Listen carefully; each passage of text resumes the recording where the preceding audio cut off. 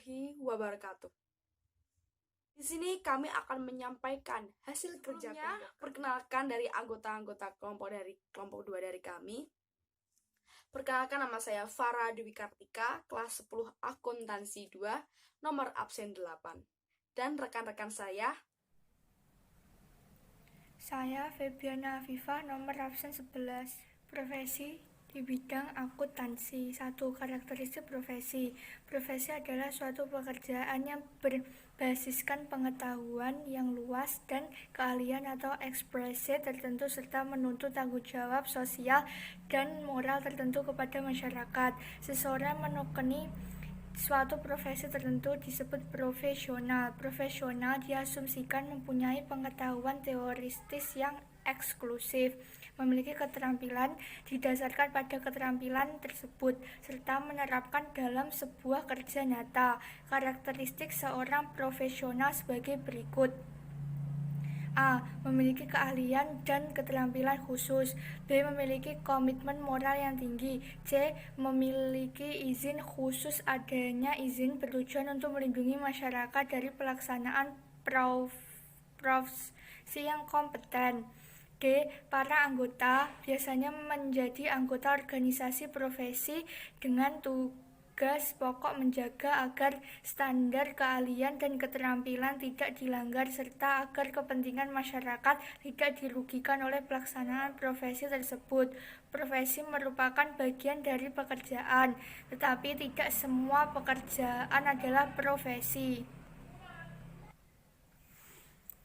Akuntan 2. Akuntan publik. Akuntan publik atau akuntan ekster adalah akuntan yang mendapatkan izin dari Kementerian Keuangan untuk bisa memberikan layanan jasa dan publik.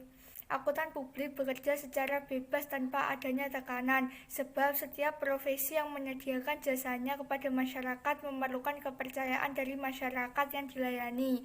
Masyarakat mempunyai persepsi bahwa seorang akuntan itu telah memenuhi standar dan tata nilai yang berlaku di profesi akuntan. Kepercayaan masyarakat terhadap mutu jasa akuntan publik akan menjadi lebih tinggi jika profesi tersebut menerapkan standar mutu yang tinggi terhadap profesinya. A. Jasa akuntan publik. Tugas jasa akuntan publik adalah 1. Melakukan pemeriksaan laporan keuangan atau yang disebut dengan auditing, yaitu bidang pekerjaan akuntansi yang diberikan kepada publik. 2. Memberikan jasa akuntansi perpajakan atau yang biasa disebut dengan tax service, yaitu jasa akuntan publik yang banyak dibutuhkan masyarakat dengan tujuan untuk memenuhi peraturan pajak yang berlaku dan menekan pajak seminimal mungkin. 3. Memberikan jasa konsultasi akuntansi manajemen atau yang dikenal dengan manajemen advisory service, yaitu pertimbangan dan saran kepada manajemen untuk memperbaiki hasil operasi perusahaan yang menggunakan jasanya. 4.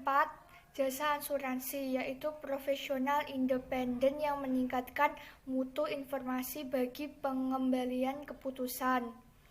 5. Jasa atestasi yang terdiri dari audit, review, dan prosedur yang disepakati atau biasa dikenal dengan agreed upon procedure, adalah suatu pernyataan pendapat pertimbangan orang yang independen dan kompeten tentang pernyataan suatu entitas atau perusahaan sesuai dengan kriteria yang telah ditetapkan. 6. Jasa non-asuransi adalah jasa yang dihasilkan oleh akuntan publik yang di dalamnya tidak memberikan suatu pendapat, keyakinan negatif, ringkasan temuan, atau bentuk lain keyakinan. B. Karir akuntan publik. Jenjang karir akuntan publik meliputi 1. Audit junior, 2. Audit senior, 3. Manajemen audit, 4. Partner. 3. Akuntan inter atau dikenal dengan private accountant. Akuntan inter adalah akuntan yang bekerja di sebuah perusahaan dan menjadi bagian dari perusahaan. Akuntansi menyediakan informasi untuk pihak manajemen sebagai bahan membuat neraca guna mendukung operasi sehari-hari dan membuat kebijakan di masa yang akan datang. Akuntansi manajemen berguna untuk menghasilkan informasi khusus bagi pengguna internal untuk mengidentifikasi, mengumpulkan, mengukur, mengklasifikasikan, dan melaporkan informasi yang bermanfaat bagi pengguna bagi pengguna internal ataupun pihak eksternal. Tujuan Prawiro Negoro 2008 sebagai berikut. 1. Merumuskan keseluruhan strategi dan rencana jangka panjang. 2. Membuat keputusan pengalokasian sumber daya untuk menghasilkan produk dan menciptakan kepuasan pelanggan atau customer. 3. Merencanakan dan mengendalikan biaya operasional. 4. Mengukur dan mengevaluasi kinerja personal terlibat dalam organisasi dengan menggunakan ukuran kinerja keuangan dan kinerja non-keuangan. 4. Akuntan pemerintahan. Akuntan pemerintahan adalah akuntan yang bekerja pada pemerintahan, perusahaan negara, pemerintahan, Direktur Jenderal Pajak, Direktorat Jenderal Pengawasan Keuangan Negara. Akuntan pemerintahan menyusun laporan keuangan pemerintahan, juga melakukan fungsi audit atas instansi pemerintahan atau perusahaan di mana pemerintahan sangat berkepentingan seperti bea cukai dan pajak. 5. Akuntan pendidik. Akuntansi pendidik yaitu akuntan yang bertugas dalam mendidik akuntansi, seperti mengajar, menyusun kurikulum, dan melakukan penelitian di bidang akuntansi. Guru atau dosen biasanya disebut dengan akuntan pendidik. Akuntan pendidik juga bisa melakukan penelitian tentang suatu isu permasalahan yang berkembang dalam dunia akuntansi. Tugas seorang akuntan pendidik selain mengajar adalah melakukan penelitian sebagai saran untuk menerapkan ilmu dalam praktik yang sesungguhnya serta sebagai saran berkomunikasi dengan masyarakat luas. 6. Akuntan pajak.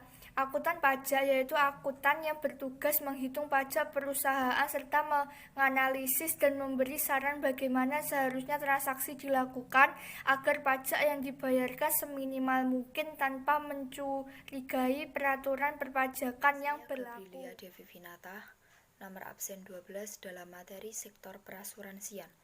Asuransi adalah perjanjian antara kedua pihak, yaitu perusahaan asuransi dan pemegang polis, yang menjadi dasar bagi penerimaan premi oleh perusahaan asuransi sebagai imbalan untuk memberikan pengganti kepada tertanggung atau pemegang polis karena kerugian, kerusakan, biaya yang timbul, kehilangan keuntungan, atau tanggung jawab hukum kepada pihak ketiga yang mungkin diderita tertanggung atau pemegang polis karena terjadi suatu peristiwa yang tidak pasti, atau memberikan pembayaran yang didasarkan pada meninggalnya tertanggung atau pembayaran yang didasarkan pada hidupnya tertanggung dengan manfaat yang besarnya telah ditetapkan dan atau didasarkan pada hasil pengelolaan dana.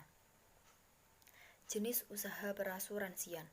Usaha perasuransian adalah segala usaha yang menyangkut jasa pertanggungan atau pengelolaan risiko, pertanggungan ulang risiko, pemasaran dan distribusi produk asuransi atau produk asuransi syariah, konsultasi keperentaraan asuransi, asuransi syariah, reasuransi dan reasuransi syariah, atau penilaian kerugian asuransi atau asuransi syariah. Jenis usaha perasuransian terdiri dari 1. Asuransi umum, asuransi jiwa, reasuransi, dan asuransi kerugian. Asuransi umum yaitu usaha jasa pertanggungan risiko yang memberikan penggantian kepada tertanggung atau pemegang polis karena kerugian kerusakan, biaya yang timbul, kehilangan keuntungan, atau tanggung jawab hukum kepada pihak ketiga yang mungkin diderita tertanggung atau pemegang polis karena terjadinya suatu peristiwa yang tidak pasti. 2. Asuransi jiwa yaitu yang menyelenggarakan jasa penanggulangan risiko yang memberikan pembayaran kepada pemegang polis, tertanggung atau pihak lain yang berhak dalam hal tertanggung meninggal dunia atau tetap hidup. Reasuransi yaitu usaha jasa pertanggulangan ulang terhadap risiko yang dihadapi oleh perusahaan asuransi, perusahaan penjaminan, atau perusahaan reasuransi lainnya. Asuransi kerugian yaitu usaha yang memberikan jasa dalam penanggulangan risiko atas kerugian kehilangan manfaat dan tanggung jawab hukum kepada pihak ketiga yang timbul dari peristiwa yang tidak pasti.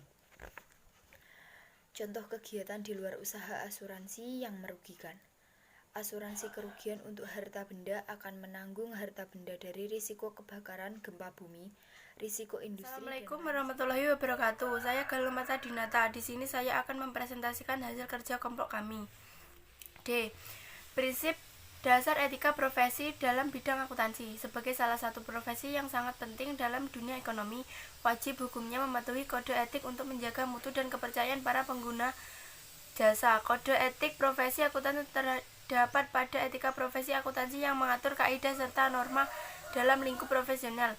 Etika profesi akuntansi yaitu suatu ilmu yang membahas perilaku atau perbuatan baik dan buruk manusia sejauh yang dapat dipahami oleh pikiran manusia terhadap pekerjaan yang membutuhkan pelatihan dan penguasaan terhadap suatu pengetahuan khusus sebagai akuntan. Seperti yang disebut di atas, etika ini mengatur bagaimana seorang akuntan melakukan pekerjaannya. Tanpa kode etik, seorang akuntan dapat saja berlangsung diberhentikan. Dalam profesi akuntansi, skandal yang bertentangan dengan kode etik merupakan masalah besar. Itulah sebabnya Ikatan Akuntansi Indonesia atau IAI mengeluarkan kode etik yang harus dipatuhi oleh akuntan. Terhadap 8 prinsip etika profesi yang harus dipahami oleh setiap akuntan yang menjalankan pekerjaannya. 1. Perilaku profesional. 2. Tanggung jawab profesi. 3. Standar teknik. 4. Kepentingan publik. 5. Integritas. 6. Kerahasiaan. 7. Objektivitas. 8. Kompetensi dan kehati-hatian profesional.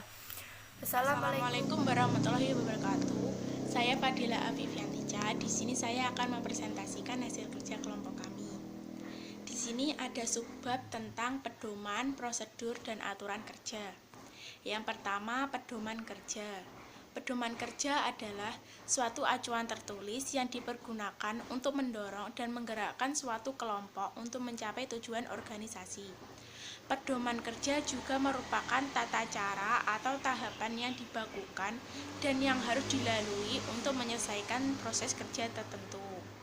Ada juga tujuan dibentuk pedoman kerja, antara lain 1. Memperjelas peran dan fungsi tiap-tiap posisi dalam organisasi. 2. Memperjelas alur tugas, wewenang, dan tanggung jawab dari pegawai terkait. 3. Melindungi unit kerja dan pegawai dari kesalahan administrasi. 4. Untuk menghindari kesalahan, keraguan, duplikasi, dan inefisiensi. 5. Memperlancar tugas pegawai atau unit kerja. 6. Sebagai dasar hukum bila terjadi penyimpangan. 7. Mengarahkan pegawai agar disiplin dalam bekerja. 8. Sebagai pedoman dalam melaksanakan pekerjaan rutin. Ada juga kegunaan pedoman kerja, yaitu 1. Sebagai alat pendidikan terutama bagi pegawai baru. 2. Alat untuk menyelesaikan perselisihan dalam hubungan kerja. 3. Alat untuk mengadakan pembagian kerja dan mengatur frekuensi kerja yang tepat. 4. Alat untuk mengatur tata ruang kantor. 5. Alat untuk menghindarkan adanya pekerjaan yang bertumpuk. 6. Alat perencanaan kerja dan pengembangannya di kemudian hari. 7. Alat untuk mengadakan klasifikasi, uraian, dan analisis jabatan. 8. Penghemat waktu bagi pimpinan untuk mengetahui seluruh proses kerja. 9. Alat untuk mempersiapkan mekanisme prosedur. Yang kedua, prosedur kerja, tata kerja, dan sistem kerja. Prosedur kerja adalah rangkaian tata kerja yang berkaitan satu sama lain sehingga menunjukkan adanya suatu urutan tahap demi tahap serta jalan yang harus ditempuh dalam rangka menyelesaikan suatu bidang tugas. Tata cara kerja adalah cara pelaksanaan kerja yang efisien atas suatu tugas dengan mengingat segi tujuan, peralatan, fasilitas, tenaga kerja, waktu, ruang, dan biaya yang tersedia. Adapun sistem kerja adalah suatu rangkaian tata kerja dan prosedur kerja yang kemudian membentuk suatu kebulatan pola tertentu dalam rangka melaksanakan suatu bidang pekerjaan. Ada juga manfaat prosedur kerja, tata kerja, dan sistem kerja. Yang pertama, tata kerja, prosedur kerja, dan sistem kerja itu penting karena merupakan penjabaran tujuan, sasaran, program kerja, fungsi-fungsi, dan kebijakan ke dalam kegiatan-kegiatan operasional perusahaan sehari-hari. 2. Melalui tata kerja, prosedur kerja, dan sistem kerja yang dibuat dengan cepat, dapat dilakukan standarisasi dan pengendalian kerja dengan secepat-cepatnya. 3. Tata kerja, prosedur kerja, dan sistem kerja bermanfaat, baik bagi para pelaksana maupun semua pihak yang berkepentingan untuk dijadikan sebagai panduan dalam bekerja. Ada juga prinsip dalam menyusun prosedur, tata kerja, dan sistem kerja. Antara lain, 1. Disusun tujuan, fasilitas, peralatan, material, biaya, dan waktu yang tersedia secara luas, macam, dan sifat pekerjaan. 2. Persiapkan terlebih dahulu penjelasan tentang tujuan pokok organisasi, skema organisasi, berikut klasifikasi jabatan dan analisis jabatannya, serta unsur-unsur kegiatan di dalam organisasi. 3. Setiap satu pokok bidang tugas dibuat dengan prosedurnya. 4. Identifikasi pekerjaan yang harus dilakukan, berikut lamanya waktu yang diperlukan untuk melaksanakan pekerjaan tersebut. 5. Penetapan urutan tahap demi tahap dari rangkaian pekerjaan. Antara tahap yang satu dan tahap berikutnya harus berhubungan erat dan menuju ke satu tujuan. 6. Setiap tahap harus merupakan suatu kerja nyata dan perlu untuk pelaksanaan dan penyelesaian seluruh tugas atau pekerjaan yang dimaksudkan. 7. Tetapkan kecakapan dan keterampilan tenaga kerja yang diperlukan untuk menyelesaikan pekerjaan. 8. Prosedur kerja, tata kerja, dan sistem kerja harus disusun secara tepat sehingga memiliki stabilitas dan fleksibilitas. 9. Penyusunan prosedur kerja, tata kerja, dan sistem kerja harus disesuaikan dengan perkembangan teknologi. 10. Gunakan skema harus kerja dengan jelas dan tepat. 11. Gunakan buku pedoman untuk menjamin penerapan prosedur kerja, praktek kerja, serta sistem kerja dengan jelas dan tepat. Yang ketiga, aturan kerja. Aturan kerja adalah peraturan yang dibuat secara tertulis oleh perusahaan yang memuat hal-hal umum mengenai perilaku dalam bekerja. Aturan kerja berlaku bagi semua pegawai dan seluruh unsur yang terlibat dalam perusahaan, pimpinan perusahaan, atasan langsung dari pegawai, serta disesuaikan dengan peraturan dari Departemen Tenaga Kerja dan Transmigrasi. Beberapa aturan kerja perusahaan terdiri dari A. Waktu dan kehadiran kerja. 1. Penetapan waktu kerja didasarkan kebutuhan perusahaan dengan memperhatikan peraturan perundangan yang berlaku. 2. Waktu kerja di perusahaan adalah 6 hari dalam 1 minggu. 3. Waktu kerja di perusahaan adalah 7 jam sehari dan 40 jam seminggu. 4. Jam istirahat tidak diperhitungkan sebagai jam kerja. B. Pakaian seragam. 1. Pegawai tertentu diharuskan memakai pakaian kerja. 2. Pakaian kerja disediakan perusahaan untuk periode kerja tertentu sesuai dengan standar kualitas perlengkapan kerja yang berlaku dan diatur dalam peraturan sendiri.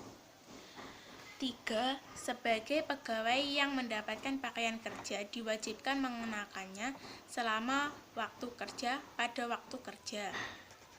4. Pegawai diwajibkan mengenakan pakaian yang rapi dan sopan. C. Keselamatan dan kesehatan kerja. 1. Setiap pegawai diwajibkan ikut menjaga ketertiban, keamanan, kebersihan, dan keselamatan kerja maupun di lingkungan kerjanya. 2. Apabila pegawai menemui hal-hal yang dapat membahayakan keselamatan pegawai dan perusahaan, segera laporkan kepada atasan. 3. Setiap pegawai wajib mempergunakan peralatan keselamatan kerja dan mematuhi ketentuan mengenai keselamatan dan perlindungan kerja yang berlaku. 4. Setiap pegawai diwajibkan memelihara perlengkapan kerja milik perusahaan dengan baik dan teliti. 5. Setiap pegawai dilarang membawa, memindahkan, dan meminjamkan perlengkapan milik perusahaan tanpa izin yang berwenang. D. Kewajiban pokok pegawai. 1. Setiap pegawai wajib melaksanakan perintah dari atasan dengan penuh tanggung jawab. 2. Menaati peraturan perusahaan serta ketentuan yang berlaku. 3. Memberikan keterangan yang sebenarnya mengenai pekerjaan kepada perusahaan dalam hubungan dengan tugasnya. 4. Menyimpan dan menjaga kerahasiaan semua keterangan dalam pelaksanaan pekerjaannya. 5. Memelihara dan menjaga barang milik perusahaan yang dipercayakan kepadanya. 6. Mengemukakan saran yang bermanfaat bagi perusahaan kepada atasannya melalui saluran yang ditetapkan. Sekian dari saya. Wassalamualaikum warahmatullahi wabarakatuh.